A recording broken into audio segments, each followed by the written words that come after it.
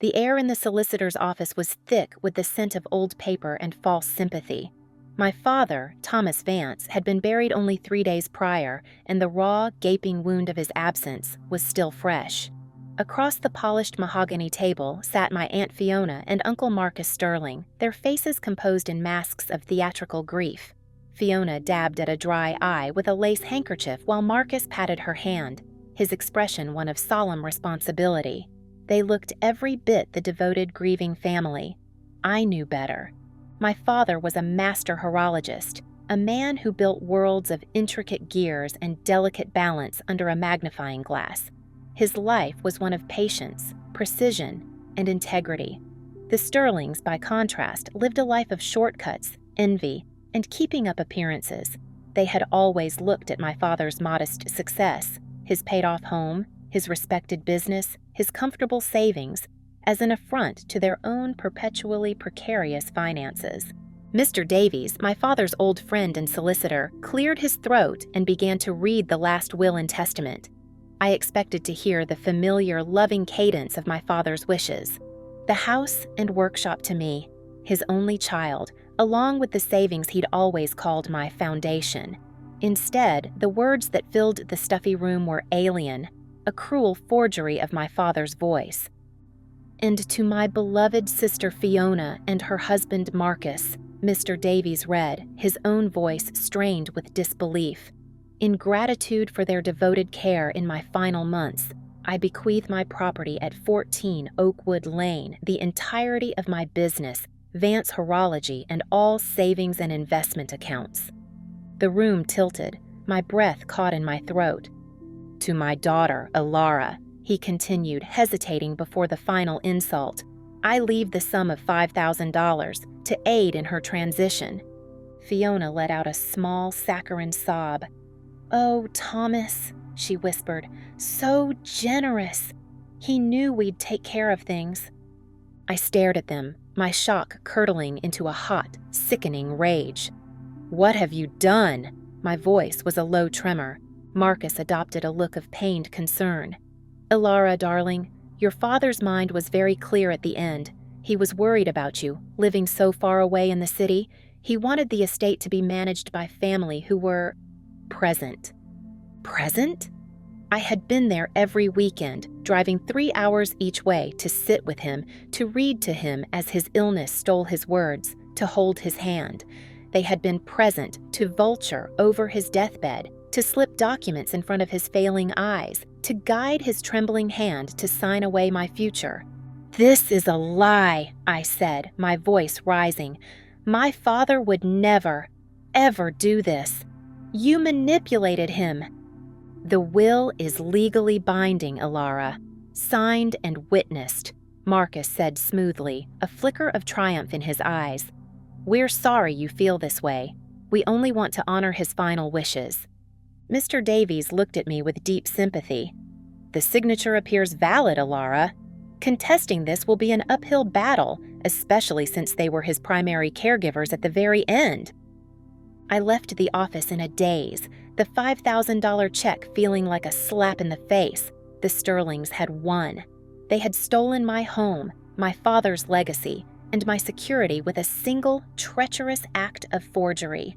The weeks that followed were a living nightmare. I was given a fortnight to clear my personal belongings from my childhood home.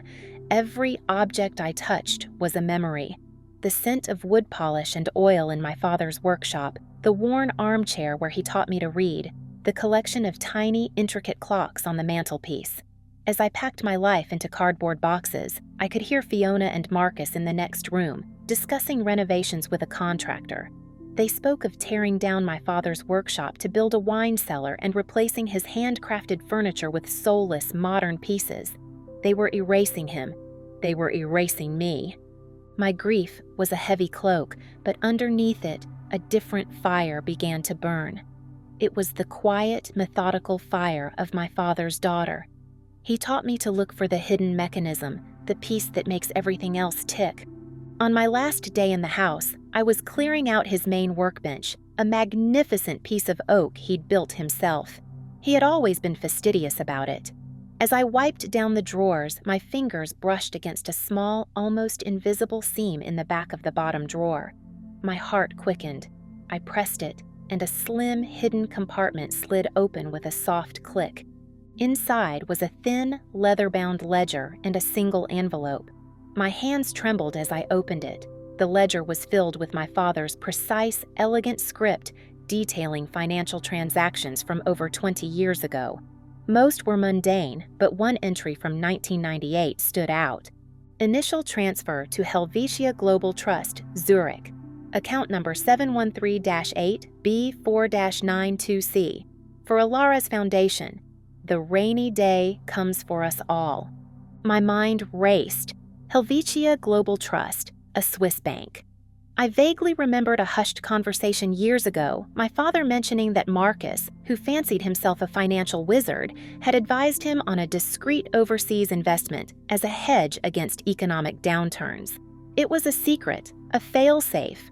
My father had trusted him with that knowledge, and the Sterlings, in their greed, had likely assumed I knew nothing of it. I tore open the envelope. It was a letter, written in my father's hand, but from only 6 months ago, just before his health had taken its sharpest decline. My dearest Alara, if you are reading this, it means I am gone, and you have found my last secret. I fear Marcus's envy. I fear what he and Fiona might do if I become incapacitated. This account is your true inheritance, my darling girl. It is the bedrock I always promised you. The documentation within this ledger is the key. Know that whatever happens, my love for you is as constant as the northern star. Be patient. Be precise. Be my daughter. Your loving father. Tears streamed down my face. Tears not of grief, but of vindication. He had known. He had prepared. He hadn't abandoned me. He had armed me. The Sterlings hadn't just stolen my inheritance. They had walked directly into a trap my father had set for them over 2 decades ago. I took the ledger and the letter to Mr. Davies. He read them, his bushy eyebrows rising higher with each page. A slow, grim smile spread across his face. "Thomas Vance," he murmured. "Brilliant. Absolutely brilliant. He played the long game." "What do we do?" I asked, the fire inside me now a controlled inferno. "A direct assault on a Swiss bank account is nearly impossible," he explained, tapping the ledger. "But this changes everything. The Sterlings have liquidated all of your father's assets. The house sale is pending, the business inventory sold off. We're talking about nearly $2 million. Where do you think that money went, Alara?" "Into the Swiss account," I breathed. "They moved it into the account they knew about, thinking it was a perfect, untraceable hiding place." "Exactly," Mr. Davies said, "and I would bet my entire career they haven't declared that $2 million as income to the tax authorities. They think they're home free. We're not going to sue them for the inheritance. We are going to hand them to the tax man on a silver platter." The plan was beautiful in its simplicity. We would let them complete their transactions. We would let them get comfortable. Then we would strike. For the next 2 months, I watched from the sidelines as the Sterlings transformed into the lord and lady of the manor. They sold my father's house for a premium, bought a gleaming new Jaguar, and their son, Julian, began posting obnoxious photos on social media of lavish holidays and designer clothes, hashtagged #OnSterlingLife. They threw a massive housewarming party in their new, ostentatious mansion, a sterile glass box devoid of any character. They were the picture of smug success, built on a foundation of lies. Then, Mr. Davies made his move. He filed a formal, albeit weak, challenge to the will. As expected, their high-priced lawyer sneered at it, but it achieved its primary purpose. It forced them into a legal deposition to give testimony under oath. I sat in on the deposition, a silent observer in the back of the room. Marcus and Fiona were the epitome of arrogance. They spoke of their prudent investments and business acumen. Their lawyer, a slick man named Peterson, asked, "Mr. Sterling, can you confirm for the record that the assets you've acquired in the last 6 months are a result of the inheritance from Mr. Vance and your own successful financial management?" "That is correct." Marcus said, leaning back in his chair. "Everything is accounted for." Then it was Mr. Davies's turn. He approached slowly, my father's ledger in his hand. "Mr. Sterling," he began, his voice deceptively gentle, "you mentioned your successful financial management. Did that, at any point, involve advising my late client, Mr. Thomas Vance, on certain overseas investment strategies?" Marcus shifted slightly. "Thomas and I discussed many things over the years. I may have offered some friendly advice." "Friendly advice," Mr. Davies repeated. "Would that advice have pertained to, for instance, setting up an account in Switzerland?"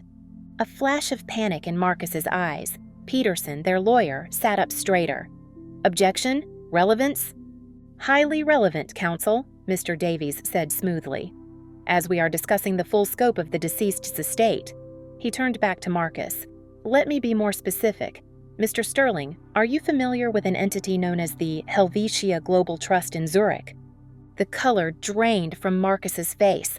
Fiona's hand flew to her mouth. They stared at Mr. Davies as if he were a ghost. "And are you aware," Mr. Davies continued, pressing his advantage, "that liquidating an estate worth approximately $1.8 million and transferring it to an undeclared offshore account constitutes a rather significant taxable event? An event which I can find no record of you declaring to the Inland Revenue Service?" Silence. The air crackled with it. Marcus opened and closed his mouth like a fish. He had just perjured himself. He was caught. Admitting to the account now would mean confessing to perjury and massive tax evasion. Denying it was pointless. Mr. Davies held the proof in his hand. Peterson threw his pen down on the table. "We're concluding this deposition for today," he snapped, but the damage was done. The trap had been sprung. The fallout was catastrophic for the Sterlings. Mr. Davies anonymously tipped off the Financial Crimes Division of the IRS, providing them with copies of the ledger and a full breakdown of the asset liquidation. A federal investigation was launched immediately. All their assets were frozen pending the outcome. The Jaguar was repossessed. Their new mansion went into foreclosure. The tabloids, which had celebrated their rise, now delighted in their spectacular fall. Inheritance scandal. Local couple accused of million-dollar tax fraud. Julian's social media went dark. Their fair-weather friends vanished overnight. They were ruined, not by my anger, but by their own greed in the quiet foresight of the man they had wronged. With the fraudulent will overturned in court due to the overwhelming evidence of malfeasance, my father's estate was returned to its rightful heir. The money trail from the Swiss account, once uncovered by international authorities, was rerouted back to me. 6 months later, I was back in the house on Oakwood Lane. I had bought it back at a foreclosure auction for a fraction of its value. It was empty now, stripped of the soulless furniture the Sterlings had installed. But the bones were good. It was still my father's house. I walked into his workshop, the scent of sawdust and memories still lingering in the air. On the workbench sat the leather ledger. I picked up a pen, my own script so much like my father's, and turned to the page with the entry for the Swiss account. Beneath his words, "The rainy day comes for us all," I added a new line. The storm has passed. The foundation is secure. The revenge wasn't a roaring fire of triumph. It was a quiet, steady warmth. It was the feeling of balance being restored, of an intricate mechanism, long dormant, finally clicking perfectly into place. It was the feeling of justice, precise and patient. It was the feeling of being my father's daughter,